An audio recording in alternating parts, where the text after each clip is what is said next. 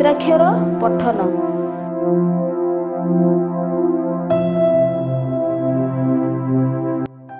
च चा ची ची चू चू च्रू चे चई चो चौ चंग चह चं। ଚାଲ ଏବେ ଅଲଗା ପଦ୍ଧତିରେ ଏହାକୁ ପଢ଼ିବା। ଉପରୁ ତଳ ଆଡ଼କୁ ପଢ଼ିବା। ଗି ଘି ଚି ଛି ଜି। ଏବେ ଅନ୍ୟ ଏକ ପ୍ରକାରରେ ଏହାକୁ ପଢ଼ିବା, ଅର୍ଥାତ୍ ମଝିରୁ ମଝିରୁ ପଢ଼ିବା। ଜ ଖି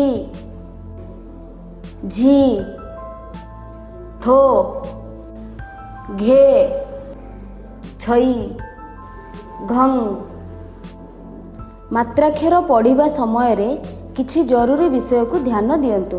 ବଡ଼ ଦଳରେ ସ୍ପଷ୍ଟ ଉଚ୍ଚାରଣ ସହିତ ମାତ୍ରାକ୍ଷରର ପ୍ରତ୍ୟେକ ଏକକ ତଳେ ଆଙ୍ଗୁଳି ରଖି ପଢ଼ି ଶୁଣାନ୍ତୁ। ପିଲାମାନେ କେବଳ ଦେଖିବେ ଏବଂ ଶୁଣିବେ, ପଛେ ପଛେ ପଢ଼ିବେ ନାହିଁ। ଏବେ ମାତ୍ରାକ୍ଷରର ପ୍ରତ୍ୟେକ ଏକକକୁ ପୁଣି ଥରେ ପଢ଼ି ଶୁଣାନ୍ତୁ।